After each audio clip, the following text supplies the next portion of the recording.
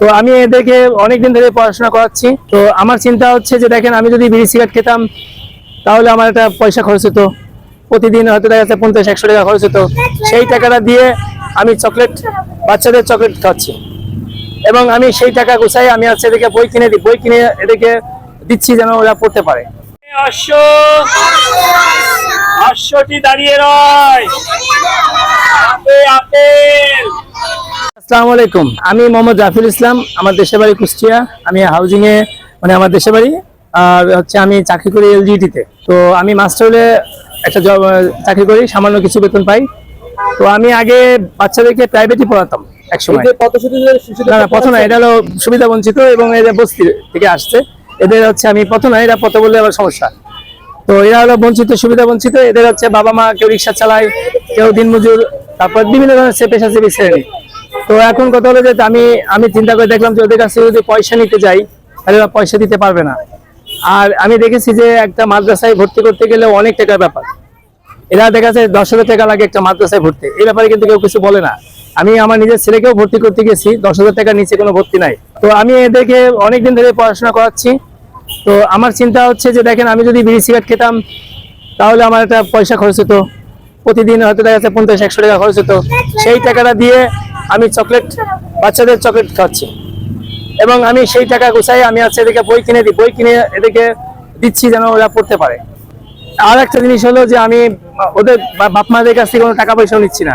তাহলে আমার দুইটার দিকেই আমি শ্রমও দিচ্ছি, অর্থও দিচ্ছি, পাশাপাশি হচ্ছে আমি আমার যে বিনা শ্রম এটা করে যাচ্ছে। তা আমি দেশবাসীর কাছে এবং আপনাদের মাধ্যম দিয়ে বলতে চাই, দেখেন এরা হচ্ছে আপনার অসহায় এবং হচ্ছে সুবিধা বঞ্চিত। এর বাবা মারা দেখা যাচ্ছে যে রিক্সা চালায়, দিনমজুর।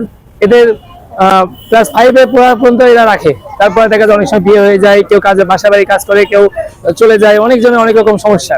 আমি চাই যে সরকারের কাছেও বলবো, আপনাদের মাধ্যম দিয়ে দেশবাসীর কাছেও বলবো যে এইভাবে যদি আমাদের বস্তিবাসীর ছেলে মেয়েদেরকে একটু দিকে তাকান, আপনাদের জায়গা থেকে যদি 10টা বাচ্চাকে পড়ান, তাহলে আপনি নিজেও সময় পাবেন, আপনি হারানো জিনিসগুলো ফেরত পাবেন, পাশাপাশি আপনার পরিস্থিতিটাও বাড়বে। এবং দেখেন, ছোট ছোট বাচ্চারা আমাকে যে সম্মানটা দেয়, ছোট ছোট বাচ্চাদের না, এর পরিবাররাও আমাকে যে সম্মানটা দেয়, এই সম্মানটাই আমার কাছে অনেক বড়।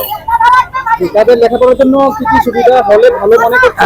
আসলে সত্যি কথা বলতে, প্রথমত আমার দরকার হচ্ছে, আমার যেটা চিন্তা আছে তাদের একটা গাইডলাইন করা দরকার। যেমন তাদের দেখিয়ারের মতন আমার একটা চিন্তা, যেন তারা যেমন দেখেন হচ্ছে এরা ছোট মানুষ, এখন দেখবেন যে ওরা খেলা করে বেড়াচ্ছে, বাপ মা চলে গেছে, সারাদিন থাকে না।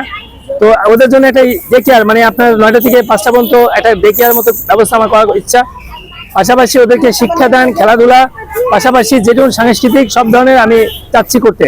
এটা আমার জন্য একটা প্ল্যাটফর্ম দরকার, প্রথমত কথা। আর একটা বিষয় হচ্ছে যে আমি হচ্ছে চাচ্ছি সেটা হলো এদেরকে বই লাগবে। এদের খাতা কলম আমার পক্ষে সম্ভব হচ্ছে না অনেক সময় বেয়ার করতে।